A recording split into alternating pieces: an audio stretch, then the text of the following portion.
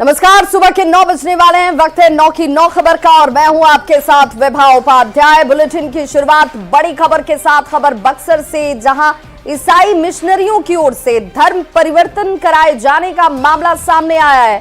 धर्म परिवर्तन का वीडियो सामने आने के बाद हड़कंप मच गया है।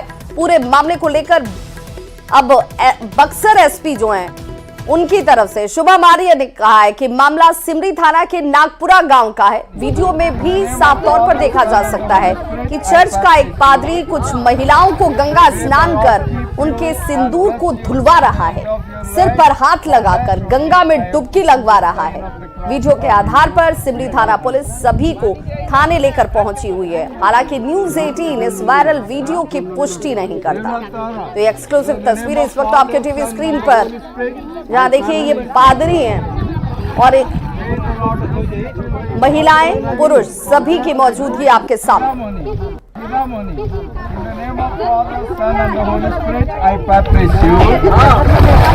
May the Lord keep you and bless you till the end of your life. For that only I am putting this sign of the cross on you. May God bless you. लोग आए हुए थे जो Bible के रीति रिवाजों के अनुसार वे चलते हैं और बाइबल के ऊपर विश्वास करते हैं। और बाइबल में हम लोग का एक निर्देश दिया गया है कि जो विश्वास करता है उसे पानी में डुबाकर बपतिस्मा दिया जाता है। तो लोगों ने बाइबल को पढ़ा, हम लोगों ने बाइबल की शिक्षा दी और लोगों ने कहा कि हमें विश्वास हो चुकी है और हम बाइबल के आधारित हम चलना चाहते हैं, तो मुझे बपतिस्मा दिया जाए। तो इसलिए हमने क्या किया, लोगों को ले जाकर बपतिस्मा दे रहे थे। और ऐसे में न्यूज़ 18 ये सवाल पूछता है, क्योंकि जो तस्वीरें हैं वो तस्वीरें गंभीर हैं। ईसाई मिशनरीज की करतूतों पर रोक कब तक लगेगी? महिलाओं की मांग का सिंदूर पादरी आखिर क्यों धो रहे हैं? धर्म परिवर्तन के साथ, आस्था के साथ खिलवाड़ क्यों? झांसे में लेकर लोगों को धर्म बदलवाया जा रहा है। तो सवाल ये कि आखिर ऐसा क्यों किया जा रहा है? आरोपी पादरी पर कार्रवाई कब तक होगी? और धर्म परिवर्तन का यह खुला खेल कब तक यूं ही चलता रहेगा? और इस बड़ी खबर पर हमारे साथ बक्सर से न्यूज़ 18 संवाददाता पुष्पराज जुड़ चुके हैं। पुष्पराज, तस्वीरें तो सामने हैं। इन तस्वीरों के सामने आने के बाद क्या कोई कार्रवाई शुरू हुई है? इस पूरे मामले में बक्सर एसपी शुभम आर्य का कहना है कि जब से ये वीडियो सामने आया है, पुलिस के हाथ लगी है, तो पुलिस ने कार्रवाई करते हुए जो तमाम लोग जो पहुंचे हुए थे उन्हें थाने लाया और थाने में उनसे पूछताछ की गई। तो जो लोग पहुंचे थे उन्होंने किसी प्रकार का कोई आवेदन नहीं दिया, लेकिन बक्सर एसपी का साफ तौर पर कहना है कि जिस तरह से ये वीडियो सामने आया है, पूरी जांच कर कि ये इस तरह का मामला कब से चल रहा था। क्योंकि जो स्थानीय लोग हैं उनका कहना है कि गंगा के किनारे पर लगातार कुछ दिनों से देखा जा रहा था कि बाहर के लोग आ रहे हैं और बाहर की ये जो महिलाएं हैं ये सब स्थानीय नहीं है, सब बाहर से बुलाई जा रही हैं। तो कहीं ना कहीं पूरा मामला संदेह के घेरे में है। तो इस पूरे मामले में पुष्पराज, जैसा आप बता रहे हैं कि जिन महिलाओं को इस वीडियो में देखा जा रहा है वो महिलाएं बक्सर की भी नहीं है। आप हमारे साथ बने रहिए। हमारे साथ इस वक्त बीजेपी प्रवक्ता अरविंद सिंह भी जुड़ चुके हैं। अरविंद जी, धर्मांतरण को लेकर सवाल आपकी पार्टी, आपके नेता बार बार उठाते रहे कि भाई ये सब कुछ खुलेआम हो रहा है, अब तो तस्वीरें भी सामने हैं। नमस्कार। ये बहुत ही गलत चीज है। ये समाज में एक बहुत ही खराब रीति है। ये जो भी व्यक्ति इसके लिए जिम्मेवार हैं उनको प्रशासन सख्त से सख्त सजा देगी और किसी को भी धर्म परिवर्तन करने का अधिकार नहीं है। चूंकि किसी महिला को बरगला करके और देखने में आ रहा है कि गंगा नदी में ही डुबकी लगा करके कहीं न कहीं धार्मिक भावनाओं को ही गवाह बना करके इस तरह का दुष्कृत्य किया जा रहा है।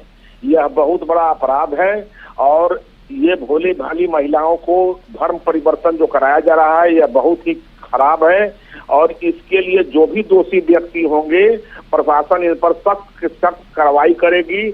और हम जनता से भी आग्रह करेंगे, निवेदन करेंगे कि आप जो है ऐसे लोगों को, ऐसे फ्रॉडों के झांसे में ना आए और आप जहाँ हैं वहीं पर अपने को अच्छे से अपना धर्म को निभाएं।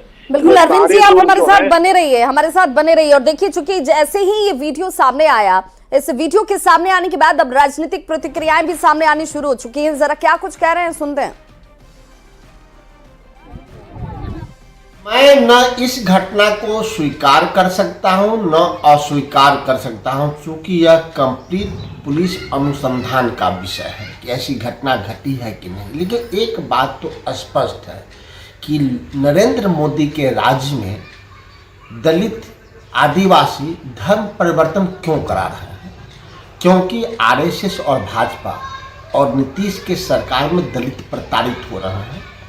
भाजपा दलित को हिंदू समझते ही नहीं, सनातनी समझते ही नहीं। बिहार में राजनीतिक अस्थिरता पैदा करने के लिए विपक्ष नाना प्रकार की साजिश रच रहा है। बक्सर में ईसाई मिशनरियों द्वारा धर्म परिवर्तन कराए जाने का वायरल हो रहा वीडियो उसी का हिस्सा हो सकता है, इसमें कोई संदेह नहीं। विश्वामित्र की पवित्र भूमि में इस तरह का कृत्य संभव तो नहीं लगता, फिर भी सरकार इसकी पड़ताल करेगी और वीडियो की सत्यता जांचेगी। झारखंड में असंभव है क्योंकि मिशनरियों को वहां की झामुमो सरकार का खुला समर्थन है। बिहार में एनडीए की सरकार का सुशासन, यहाँ धार्मिक उन्माद या वैमनस्यता फैलाने वालों के लिए कोई जगह नहीं है। और देखिए, हमारे साथ इस वक्त विनोद बंसल, राष्ट्रीय प्रवक्ता वीएचपी से जुड़ चुके हैं। विनोद बंसल जी, बहुत स्वागत। और चूंकि तस्वीरें अपने आप में सब कुछ बयां कर रही हैं, नहीं लगता कि ये चिंता का विषय है? और आखिर ये क्यों हो रहा है, इस पर ज्यादा गंभीर होने की जरूरत है? निस्संदेह देखिए, बिहार जो है वो पुण्य स्थली है पूज्य संतों की। बिहार नालंदा के नाम से जाना जाता है, बिहार गया के नाम से जाना जाता है। ऐसे पवित्र और पुण्य स्थली में जिस तरह से इस्लामिक जिहादी तत्व और ईसाई मिशनरियां उसके पावन चरित्र को विकृत करने में लगी हुई हैं, ये बेहद संवेदनशील और दुर्भाग्यपूर्ण और चिंताजनक है। पिछले कुछ वर्षों में मैंने देखा कि अकेले बिहार के अंदर पिछले 3-4 वर्षों में सैकड़ों ऐसी घटनाएं घटी जो कि इस्लामिक जिहादियों द्वारा मस्जिदों में, मदरसों में और व्यावसायिक स्थलों पर बम विस्फोट की थी। लेकिन सदैव शासन प्रशासन वहां का जो उनको पटाखे बता करके उसको पल्ला झाड़ता रहा। ये जो ईसाई मिशनरियों वाले जो कुकर्म हैं, ये सामान्य तौर पर उजागर नहीं हो पाते, लेकिन संघाई सभाओं के माध्यम से, चर्चों के माध्यम से जिस तरह से वहां के धर्म का अपहरण हो रहा है, वहां पर जिस तरह से हिंदुओं के साथ में जो धर्मांतरण का नंगा नाच चल रहा है, ये बेहद चौंकाने वाला और शर्मनाक है।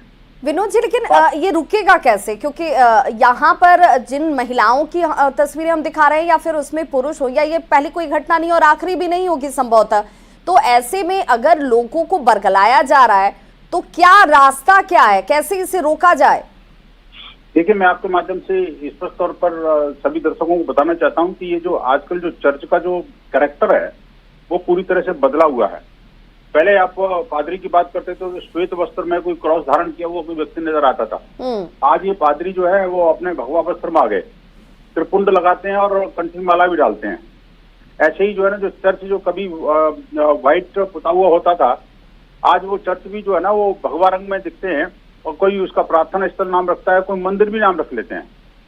तो ये जो छल प्रपंच, लोभ लालच और डरा धमका के जिस तरह से धर्मांतरण का खेल चल रहा है, विश्व हिंदू परिषद बजरंग दल के कार्यकर्ता जगह जगह सक्रिय हैं, कुछ चीजें हमसे छूट जाती है। लेकिन विनोद जी, जो पादरी है उसका बयान भी हम दिखा रहे हैं, वो ये कह रहे हैं कि भाई स्वतः लोग चाहते हैं इस धर्म को स्वीकार करना, स्वतः लोग चाहते हैं कि वो ईसाई धर्म के साथ जुड़ जाए, तो फिर इसमें आपत्ति किसी को क्या हो सकती है? लोगों की खुद की स्वेच्छा है।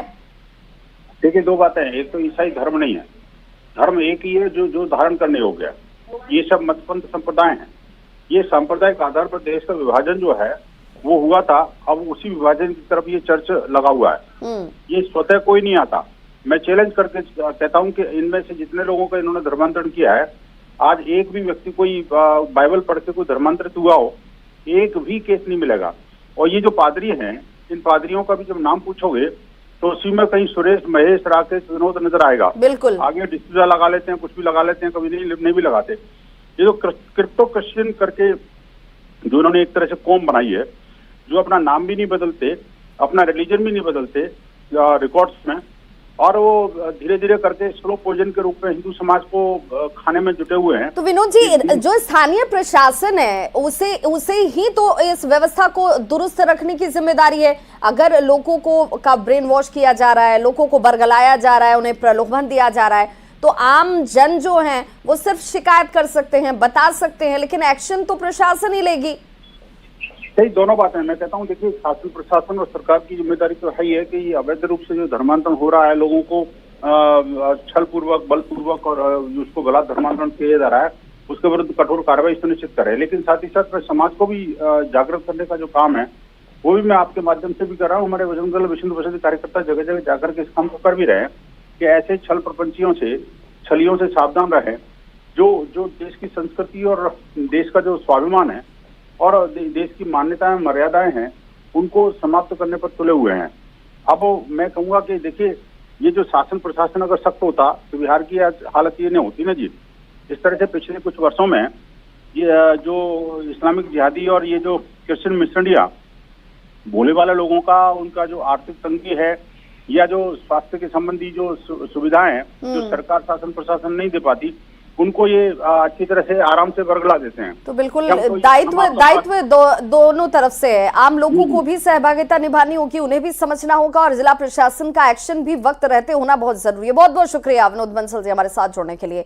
और लगातार हमारे साथ अरविंद सिंह भी जुड़े हुए, प्रवक्ता बीजेपी। अरविंद जी, जिस तरीके से विनोद बंसल कह रहे हैं कि ये बरगलाया जाता है, दायित्व तो फिर प्रशासन पर भी है, आम लोगों पर भी है, तो लोगों को जागरूक करने की जिम्मेदारी तो राजनीतिक दलों की ही है ना भाई।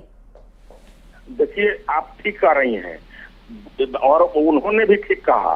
ये जो लोगों को बरगलाने का काम, प्रलोभन देने का काम, उनको जिस तरह से प्रलोभन दे करके, बरगला करके, और हिंदू धर्म, सनातन धर्म के आड़ में गंगा नदी का ये दे करके, गंगा स्नान के रूप में उसको करा करके और उसको बरगलाने का ही काम किया गया है। यह बहुत ही दुखद है। प्रशासन पूर्ण रूप से इस घटना को देख रही है और समाज का भी दायित्व बनता है कि ऐसे लोगों को रोकने का प्रयास किया जाए, समझाने का प्रयास किया जाए। मृत्युंजय तिवारी जी भी हमारे साथ जुड़ चुके हैं, जरा मृत्युंजय जी से भी उनकी प्रतिक्रिया ले लूं मैं। अरविंद जी, मृत्युंजय जी, बहुत स्वागत आपका। ये जो तस्वीर, इस वक्त जो वीडियो चल रहा है टीवी स्क्रीन पर, इसके बाद ये सोचना सभी के लिए शायद लाजमी हो जाता है कि क्या इन लोगों को जबरन धर्म परिवर्तन कराया जा रहा है या फिर लोग स्वतः कर रहे हैं। अगर स्वतः भी कर रहे हैं तो किन परिस्थितियों में कर रहे हैं, आखिर ये हो क्या रहा है। बिहार में धर्म परिवर्तन को लेकर इस तरह की तस्वीरें जहां पर हिंदू महिलाओं के सिंदूर को धुलवाया जा रहा हो, गंगा में डुबकी लगवाया जा रहा हो, लगता नहीं आपको कि ये गंभीर है? देखिए, ये धर्म परिवर्तन पर बहस जो है, बहुत गंगा में पानी बह चुका है, और जो सरकार यहाँ बैठी है जी, जो ये ज्ञान देते हैं धर्म के नाम पर, ये क्या हो रहा है बिहार में, क्यों हो रहा है, ये भी सोचनीय विषय है और सरकार को इसका जवाब देना चाहिए। ये धर्म वापसी और धर्म बचाओ के नाम पर जो लोग सियासत चमकाते हैं, वो बताएं कि आखिर ये बिहार में उनकी सरकार है, ये सब एजेंडा इन्हीं का रहता है। ये सब जो है आरएसएस और बीजेपी का एजेंडा है, और यहाँ जो हो रहा है उस पर बीजेपी या सरकार में बैठे लोगों को बताना चाहिए। अरविंद जी, अगर ये हो रहा है तो गलती और खामी तो आपकी तरफ से है, सरकार को देखना चाहिए, प्रशासन को चुस्त होना चाहिए।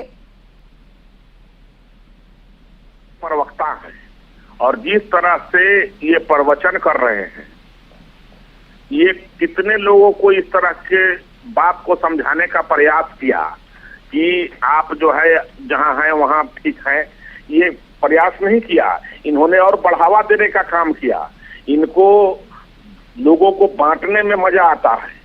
लेकिन अरविंद जी सवाल तो उठेगा। अरविंद जी, मेरा सवाल ये कि अगर लोगों के पेट में अनाज नहीं होगा, कपड़े नहीं होंगे, उनके पास रोजी रोजगार नहीं होगा, तो जो उन्हें प्रलोभन देगा तो लोगों की जहां से रोजी रोटी चले, ये लोग शायद कुछ वक्त के लिए ही सही लेकिन घूमेंगे, तो ये जिम्मेदारी किसकी बनती है? ये प्रतिपक्ष में बैठ करके क्या कर रहे हैं? सरकार को ध्यान आकृष्ट कराने का काम इनका है। ये कहाँ एको बार कहे कि कहाँ कहाँ लोगों को पेट में अनाज नहीं है, रोजगार नहीं है, कहीं तो उठाएं तो ये तो अपना रोजगार के चक्कर में लगे हैं। सरकार जो है हर घर को अनाज मुफ्त में दे रही है। आपको पता है कि दुनिया का सबसे बड़ा अन्न योजना भारत में चल रहा है।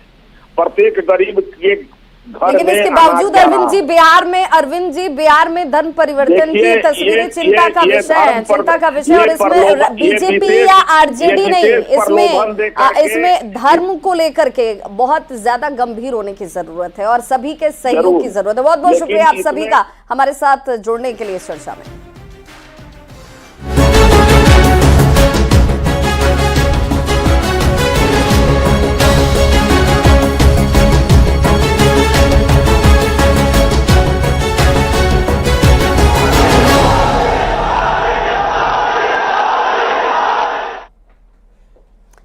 तो आज का दिन बहुत खास है क्योंकि जनजातीय गौरव दिवस आज है। आज प्रधानमंत्री नरेंद्र मोदी जमुई आ रहे हैं और जमुई में प्रधानमंत्री नरेंद्र मोदी जनजातीय गौरव दिवस समारोह में शामिल होंगे और जनसभा को संबोधित करते नजर आएंगे।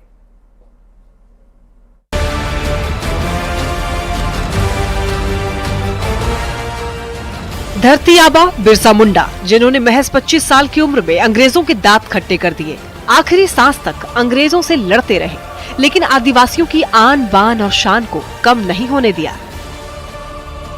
बिरसा मुंडा ने अंग्रेजों को संथाल में घुसने नहीं दिया और संथाल के लिए अपनी जान दे दी। 15 नवंबर को बिरसा मुंडा की जयंती है।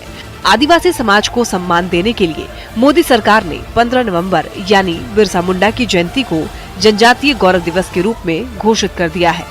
जनजातीय गौरव दिवस समारोह में शामिल होने खुद प्रधानमंत्री मोदी बिहार के जमुई आ रहे हैं। प्रधानमंत्री जी आएंगे और एक प्रदर्शन लगा हुआ है उसको देखेंगे, उसमें आगे का क्या काम करना है और जो काम सक्सेस हो चुका है इस सब के बारे में वो देखेंगे। फिर फाइनली जनजातीय गौरव दिवस का ऊपर में उनका उद्बोधन रहेगा। 3 दिन में ये पीएम मोदी का दूसरा बिहार दौरा है, जबकि तीसरी बार जमुई के बल्लोपुर गांव में पीएम मोदी की सभा होगी। जमुई की धरती से प्रधानमंत्री बिहार के लोगों को 6500 करोड़ रुपए के योजनाओं की सौगात देंगे। पीएम मोदी के जमुई दौरे को लेकर सियासी गलियारों में चर्चा काफी तेज है कि कहीं इन कार्यक्रमों के माध्यम से प्रधानमंत्री नरेंद्र मोदी 2025 में होने वाले बिहार विधानसभा चुनाव का टोन तो नहीं सेट कर रहे हैं। न्यूज़ 18 के लिए पटना से आनंद अमृतराज और जमुई से केसी कुंदन के साथ ब्यूरो रिपोर्ट।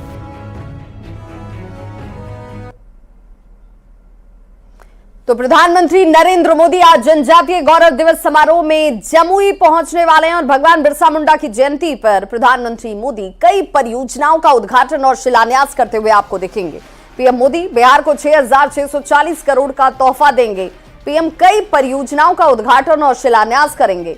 पीएम जनमन के तहत 11,000 घरों में गृह प्रवेश होगा और इसके साथ ही 23 मोबाइल मेडिकल यूनिट का शुभारंभ, 30 अतिरिक्त MMU का शुभारंभ, 10 एकलव्य मॉडल आवासीय स्कूल का उद्घाटन और 300 वनधन विकास केंद्र का उद्घाटन इसमें शामिल है। 2 जनजातीय स्वतंत्रता सेनानी संग्रहालय के साथ ही 2 जनजातीय अनुसंधान संस्थान का उद्घाटन भी होगा। 500 किलोमीटर नई सड़क के शिलान्यास के साथ 100 बहुउद्देशीय केंद्र, 1,41,000 नए घर और 370 छात्रावास का भी शिलान्यास इसमें शामिल है। तो इस बुलेटिन में बस इतना ही, लेकिन न्यूज़ 18 बिहार झारखंड पर खबरों का सिलसिला लगातार जारी है। News headline